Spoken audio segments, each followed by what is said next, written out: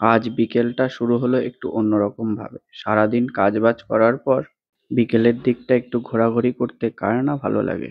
আজ আমাদের গন্তব্য মায়াপুর থেকে কৃষ্ণনগর। মায়াপুর থেকে কৃষ্ণনগর খুব একটা টাইম লাগে না যেতে, কিন্তু রাস্তায় টোটো, অটো, বিভিন্ন গাড়ির চাপে আমাদের টাইম লাগলো 40 মিনিট।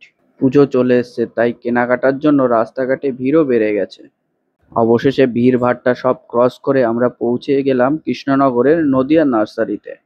নার্সারিটা খুব একটা বড় না, কিন্তু ভালোই বড়। ভেতরে যখন আমরা প্রবেশ করলাম, সমস্ত ধরনের গাছপালা যখন দেখতে পেলাম, খুবই অপরূপ লাগলো।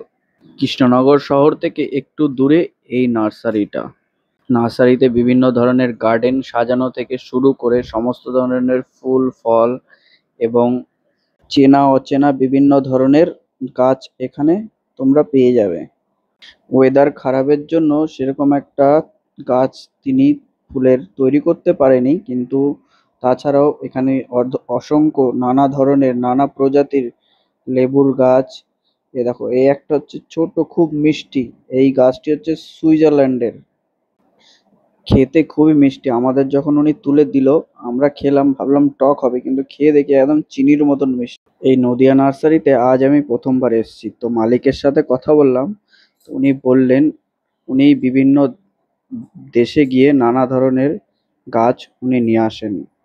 যেমন ধরুন অস্ট্রেলিয়া, ফ্রান্স, ইতালি। এটা একটা মৌসুমী লেবুর জাত, কিন্তু এর সাইজটা একটু ছোট। আর এটা হচ্ছে আরবিয়ান খেজুর। উনি আরব থেকে এটা নিয়ে এসেছেন।